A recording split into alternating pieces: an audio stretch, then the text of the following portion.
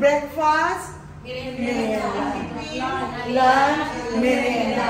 Dinner. Minsan meron pang kaya pag nagko-complain tayo, pag kunyari pinapakain lang tayo, lalo yung sa mga Europe na countries, di ba? Pag pinapakain sila ng bread lang. Kasi bread naman talaga is their staple food and potatoes. Pag pinapakain sila, sabi yan, tutok ako. Bakit ganyan ang amo ko? Di ba?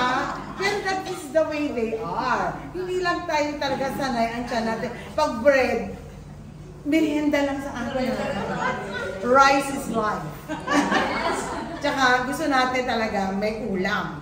Diba? Pag breakfast natin, ilan ang ulam mo? 3. May kape, kanin, may egg, meron 2 klaseng, may tuyo ka na, may swam ka pa. Ay, Diyos nga, Pinoy talaga. Anyway, ganyan tayo. That's how we are. Because, tingnan mo, pag mag-birthday tayo, dapat hindi lang pwedeng cake lang. Sa ibang bansa, pwede cake lang. Ha? Sa atin, bakit? Nagpagpag kinukuripot. Di ba? Kailangan cake, may spaghetti, may bihon. Ay! Di ba ganun tayo? That's the way we are. So, now we celebrate ang kulturang Pinoy through our food. So I hope you will learn and still remember who we are kahit sa ibang bansa tayo. Let's celebrate who we are through the food that we're cooking right now. So have a good morning, 11:08 na. Tama-tama ilulutuin nyo, kakainin nyo. So enjoy! We love you, Ma'am! At saka, talaga ang ganda ng inyong professional looking kayo. We love you, Ma'am! Chef na chef ang dating. Yeah! So thank you. We love you po. May taba-taba. Kasi yung sirloin, more on laman siya eh. So this is brisket. So, ang unang gagawin, LB, may kutsilyo ka dyan. Tusok-tusokin ng konti. Ito, may kutsilyo ka dyan.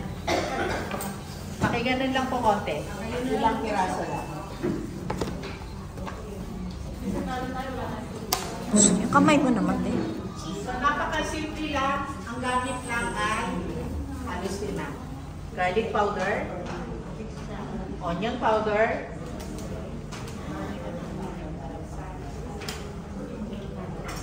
white sugar, a little of salt. Pwede din naman brown. Wag lang brown na brown. Yan. And then the most important thing is the curing powder.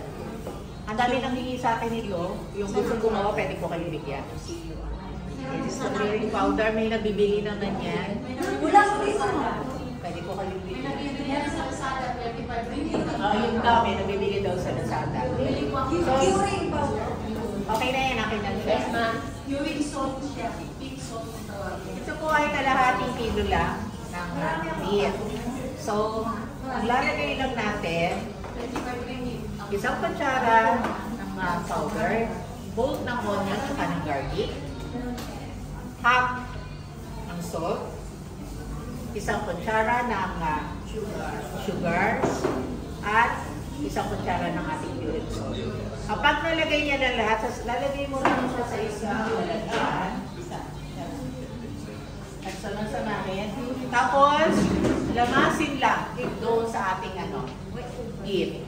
Pag nalamas nyo naman siya din sa ating beef, as usual, curing ng 1 week or 2 weeks, mas masarap. So, pag sino maghahalo, any volunteer? Volunteer to mix ko na din. Volunteer. After a week, kapag kinuha nyo na siya sa rep, puhugasan siyang mabuti, pakukuluan siya in slow fire, hanggang sa lumambot siya. After nun, hindi pa rin siya natatapos kasi i-steam nyo pa rin siya for 1 hour. Ah, okay po. So, ito yung finished product. Kanya nyo, ang cute niya, ang ganda-ganda niya, pink na pink. So, ito po siya ha. So, after nagawa to dito sila, someone has to isi-shred natin to isa-isa. Any volunteer? Oh, shred po. Ano po? Okay. Patulong ka. Ganun na lang, pwede kutsilyo, pwede na. Ate, happy na. Kasi malambot naman po siya. Huwag masyadong pino para masarap yung ano natin, chunky. Okay? Go!